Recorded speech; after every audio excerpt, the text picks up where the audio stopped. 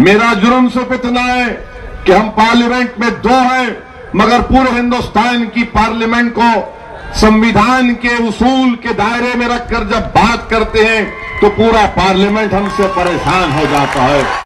और लोग बोलते हैं कि सेकुलरिज्म, अरे कहां सेकुलरिज्म है? अगर सेकुलरिज्म होता तो हिंदुस्तान की लोकसभा में मुस्लिम अकलियत के सिर्फ 23 क्यों कामयाब होते?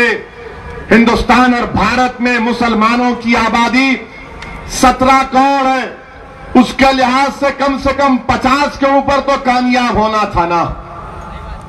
23 जीत कर आए, बताओ आप, मैं जिम्मेदार हूं उसका? मेरे अजीज दोस्तों और बुजुर्गों, सबने इल्जाम लगाया, मगर 15 साल के बाद अगर महाराष्ट्र में मुस्लिम अकलियत का एक एमपी कामयाब हुआ तो मंदलिस के टिकट पर इम्तियाज जलील साहब कामयाब हुए। इनका कोई कामयाब नहीं। आखिरी बार अब्दुर्रहमान अंतोले साहब जीते थे 2004 में, मंदलिस ने जिताया। किसको हराया? शिवसेना को हराया। और एनसीपी मंदलिस को फिरका परस्त कहती है। जब ट्रिपल तलाक का बिल लोकसभा में आया, मैं पूछना चाहता हूं जनाब शरद पवार साहब से कि आपकी पार्टी ने ट्रिपल तलाक के बिल में तायीद क्यों नहीं की? आपने क्यों मोदी की तायीद की? वहां पर मोदी से सेटिंग और हम पर इल्जाम। भीड़ में दिल्ली में एक सेटिंग, महाराष्ट्र में एक सेटिंग। अरे ये कब तक मैच फिक्सिंग आप करते रहेंगे? ट्रिपल तलाक का इतना बड़ा बिल, आप और हम जानते हैं कि ये हमारी तहजीब में मदाखलत है, हमारे कानून में मदाखलत है, ये संविधान के खिलाफ है। उस संविधान को जिसको बाबा साहिब अम्बेडकर ने बनाया, ये संविधान के खिलाफ है, उसके बावजूद भी आपने फजीलतुल शेख हजरत मोदी का साथ दिया। अब आप बताइए, इल्जाम मंदलिस इत्तेहादुल मुस्लिमीन पर ट्रिपल तलाक का कानून आपने उनकी तायीद कर दी। मैंने पूछा एनसीपी के एमपी से, पूछा उनसे पार्लियामेंट में क्या करने वाले हो, तो मेरे को चिढ़ के बोले तो अपना काम करना। मैं बोला मैं अपना ही काम कर रहा हूं। फिर मेरे से आके किसी ने पूछा कि ओवैसी तुम क्या करने वाले हो पार्लियामेंट में? मैंने कहा मैं अपने पत्ते तुम्हारे सामने नहीं खोलता।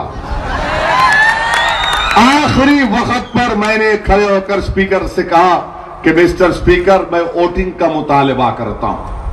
और जैसा वोटिंग का मुतालबा किए, कांग्रेस में कोहराम बच गया। एनसीपी वाले सर को हाथ पकड़ के बोले, हमको मालूम था इन्हें ऐसी करेगा, हमको मालूम था इन्हें ऐसी करेगा। मैंने कहा हाँ, तुमको ऐसे ही ट्रीट करना पड़ता।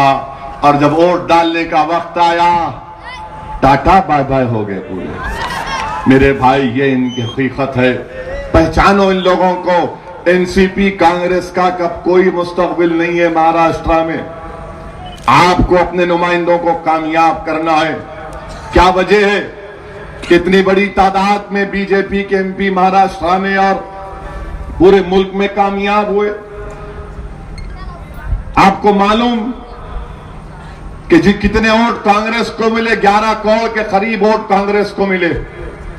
मैं जिम्मेदारी के साथ आपसे कह रहा हूं, उन 11 करोड़ में 7 करोड़ के ऊपर वोट तो सिर्फ मुस्लिम अकलियत के कांग्रेस को मिले पूरे हिंदुस्तान में। थाली नहीं मारना, उसके बावजूद भी नहीं जीत रहे। आप खाली डाल रहे, बटन दबा रहे। उन्होंने क्या कर रहे? वहां मोदी से सेटिंग कर लिए। आप समझो मेरी इस बात को। अगर यह समझ में नहीं आया तो एक और हवाला दे रहा हूं। दिल्ली में एक तंजीम है CSDS, जिसने डेटा को कंपाइल करके कहा कि पूरे भारत में हर मजहब के कितने लोगों ने बीजेपी को वोट दिया। उन्होंने कहा कि 2019 में 14 के पार्लियामेंट के इलेक्शन में मिस्टर मोदी को 37% हिंदू भाइयों और बहनों का वोट मिला। 14 से 19 आने तक वो 37 से 44% हो गया, यानी 7% बढ़ा। और मुसलमानों को वोट मिला बीजेपी को 14 में 6% और 19 में भी 6%। हम 6 से नहीं बढ़ रहे, उन्होंने 37 से 44 बढ़ गए। अच्छा, वो जो 6 दिए वो 6 ही 6, समझे आप? नहीं समझे? समझे ना? मैंने सिक्सर, वो 6 ही दे सकते हैं उनको, मगर यहां 37 से 44 हो गया, यहां 37 से 44 हो गया। मैं आपको इसलिए कह रहा हूं ताकि जब मैं कोई बात करता हूं तो दलाइल को सामने रख के बात करता हूं, इसीलिए हमारे मुंह को कोई नहीं लगता। टीवी डिबेट में गए तो पूछते ओवैसी आ रहा नहीं आ रहा हुआ तो नहीं, तू जा मैं नहीं जाता, तू जा। मेरे भाई, अब आप समझो, वोट वहां बढ़ रहा और हमारा हाल क्या नहीं, सेकुलरिज्म को जिंदा रखना है। अरे तुम नहीं बचा सकते सेकुलरिज्म को, आप अपने आप को बचाओ, अपने आप को बचाओ, खुदा के लिए समझो मेरी इस बात को। ये जो रात है ना, ये बड़ी लंबी अंधेरी रात होने वाली है, याद रखो। अगर तुम इस खाम ख्याली में रहोगे, अगर तुम इस खुशफहमी में रहोगे कि नहीं सब खत्म हो जाएगा, नहीं हो जाएगा। अगर तुम खुशफहमी का शिकार हो जाओगे तो हम खत्म हो जाएंगे, खुदा ना खास्ता। ये रात लंबी रहने वाली है और इस रात को चीर कर, अंधेरे को चीर कर अगर रोशनी को दाखिल करना है तो सिर्फ एक ही चीज है, मुत्तहिद हो जाओ। अल्लाह की जात पर तवक्कल करते रहो और उसकी जात से उम्मीद रखो। इंशाअल्लाह ताला वो रब्बुल आलमीन है, वो बातिलों के अंधेरों को मिटाएगा और इंशाअल्लाह ताला इस मुल्क में और अमन मजबूत होगा। ये काम, ये बात आपके सामने इसलिए रख रहा हूं ताकि आप यहां से जब उठकर जाएं तो आपको एक पैगाम भी मिले। और लोग बोलते हैं कि सेकुलरिज्म, अरे कहां सेकुलरिज्म है? अगर सेकुलरिज्म होता तो हिंदुस्तान की लोकसभा में मुस्लिम अकलियत के सिर्फ 23 क्यों कामयाब होते? हिंदुस्तान और भारत में मुसलमानों की आबादी 17 करोड़ है, उसके लिहाज से कम 50 के ऊपर तो कामयाब होना था ना।